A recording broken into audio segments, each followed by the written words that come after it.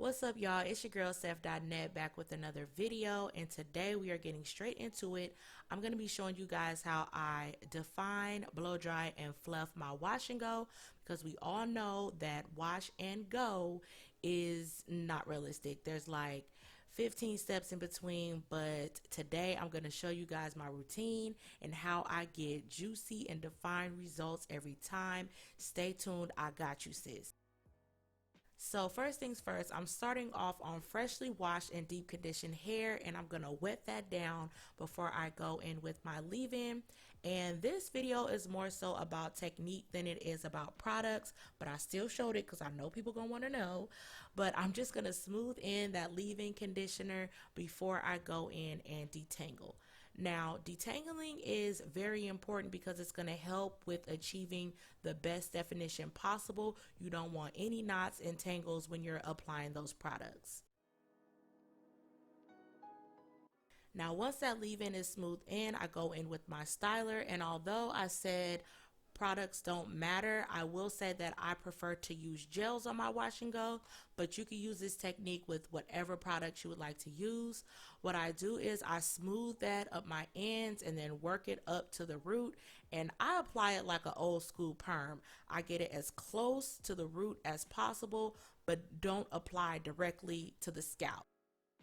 Now, once that gel is on, I go in and add more water because this is going to help with the definition and then also help with the slip, because I like to use a combination of the raking method and the prayer hands method. So I alternate between raking and smoothing, then I add a little bit more product, add a little bit more water, rake some more, smooth some more until I'm satisfied with the definition.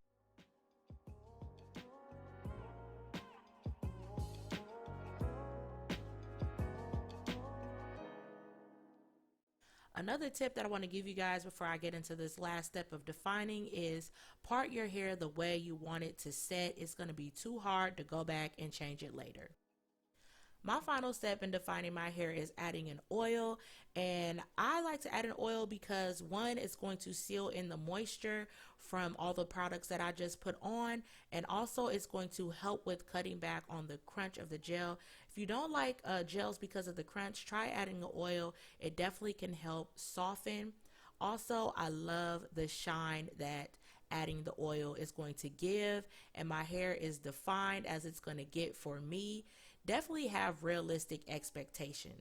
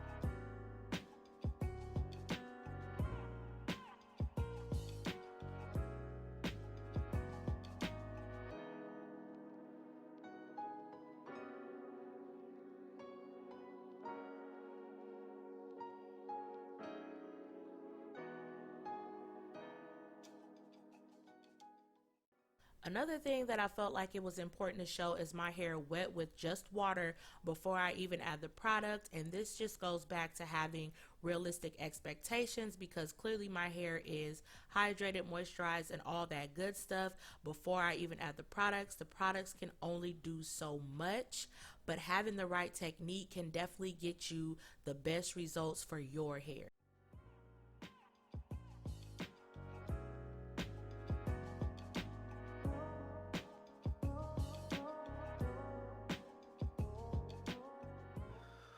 All right, y'all, so I have let my hair air dry for probably about an hour. My hair is really defined, which is why it looks so flat. So I'm gonna keep it on medium heat, low power. I'll go back and forth because I don't have time to be here all night, but I also don't want to get too much frizz. And but I always keep it on medium heat, and then I go back and forth between like pushing the little cold shot button just to make sure it doesn't get too hot. But let's get straight into it. So to start off, I like to start at the nape of the neck because that's usually the part that's the most wet still, even though I've air dried for an hour. But I just lift up the hair and blow dry that area. Then I'll move on. If my ends are still wet, I will blow them, but then I'll hold my hand behind the hair to keep it from blowing everywhere and getting a whole bunch of unnecessary frizz, and just to keep it controlled. Now for my roots, I prefer to lift them up and go in with the concentrator nozzle, but I can't find that right now. But that is what I would use over a diffuser attachment, just because I feel like it helps me get more volume, and that's pretty much the main reason for me to blow dry my hair is volume, and I don't have time to air dry basically. Another thing I like to do is shake it out every once in a while and then go back in and blow dry. I feel like it breaks up the curls and helps you find those wet spots so you're not overly applying heat to the same areas.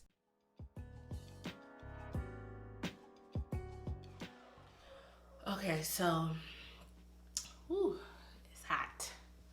My hair is about, I'd say like 98% dry, and that is good enough for me to continue on with the next step, and that's going to be breaking that gel cast. I'm going to go in with one of my favorite oils, which is the Earthborn Organics Herb Infused Oil. It smells really good, and it's just so softening. Like, I love this oil. This is my top oil.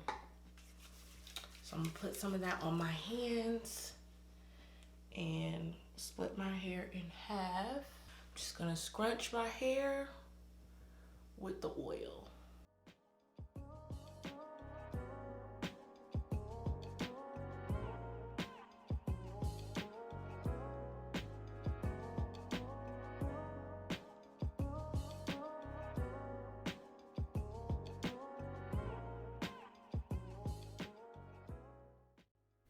Now, I just want to add a disclaimer that you could stop right here. Like, normal people would probably stop right here, but you didn't come here for a normal person's routine. You came here for Stefdotnet's routine. So, y'all gonna get into this next step. Now that I've done that, I'm going to go in with my pick and lift up my roots.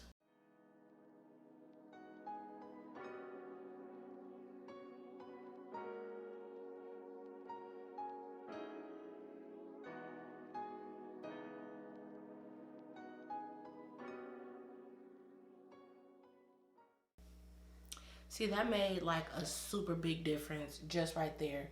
Another thing that I do is I carefully split these sections in half.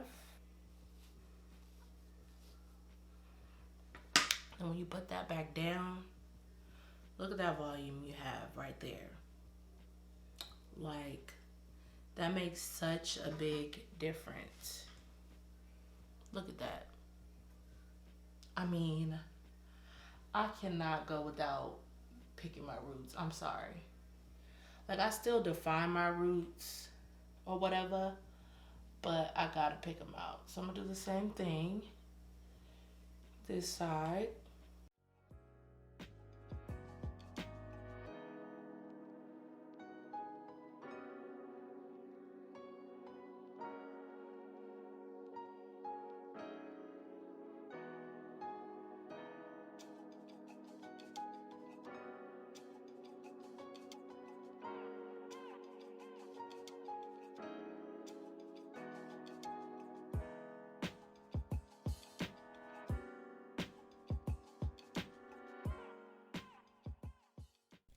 Another thing I like to add is that if you have a good haircut, a lot of this isn't even necessary because a good haircut will give you some bomb volume.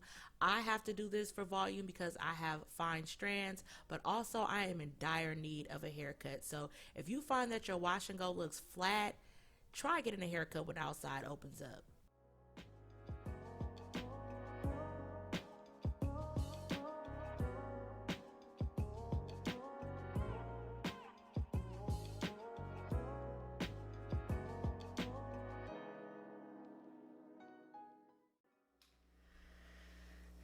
All right, so that is how I achieve volume, definition, all that on day one. I am personally a fan of blow drying my wash and go. I don't have all day to be waiting on no wash and go to dry. I'm sorry, that's just not, that does not work for me. And also, I can do wash and goes if I have somewhere to go. Like, I don't have to do my wash and go like 5 hours early before I have to leave. What I will say is to keep in mind when you do pick out your hair on day one, wherever you start day one, it's going to continue to grow and get bigger day after day after day. So I do go in, but I don't go too hard because I don't want it to be, you know, super, super frizzy by like day three.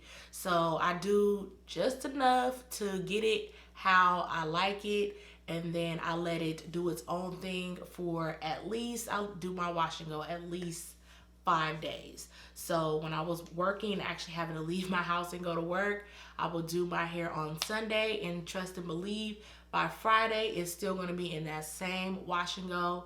If I had to moisturize throughout the week, I would do that. But yeah, I don't touch my hair again after day one of my, well, I don't restyle my hair again after day one of that wash and go. I don't have time to be doing my hair during the week. I'm sorry. So yeah, that is how I get my day one result. Comment down below and let me know what you guys think of these results. Give me your tips and tricks and what you do for your wash and go, how you stretch it, how you dry it. Do you blow dry? Do you air dry? Do you like to use gels? Do crispy wash and goes bother you? They don't bother me because a crispy wash and go lets me know it's gonna last. Thank you so much for watching this video, and I will see you guys in the next one.